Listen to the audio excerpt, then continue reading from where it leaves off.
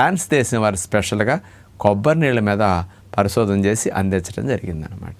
వీళ్ళు ఒక గ్రూపుకి లేత కొబ్బరి బొండం నీళ్ళు ఇచ్చారు. అంటే కొబ్బరి కట్టకుండా ఉండే లేత బొండం నీళ్ళు ఉంటాయి ఉప్పొప్పగా, అలాంటి ఒక గ్రూప్కి ఇచ్చారు.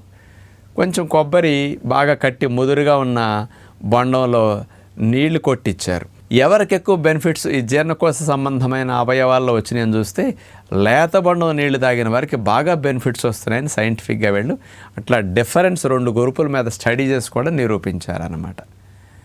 కాకపోతే కొబ్బరి బాగా ఎంత ముదురుగా కట్టినప్పుడు నీళ్లు టేస్ట్గా ఉండొచ్చు, కానీ బెనిఫిట్స్ తగ్గుతాయి.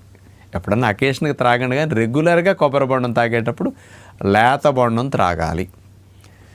ఈ కొబ్బరి నీళ్లు 300 ml వీళ్ళు ఇచ్చి పరిశోధనలు చేశారన్నమాట రోజుకి.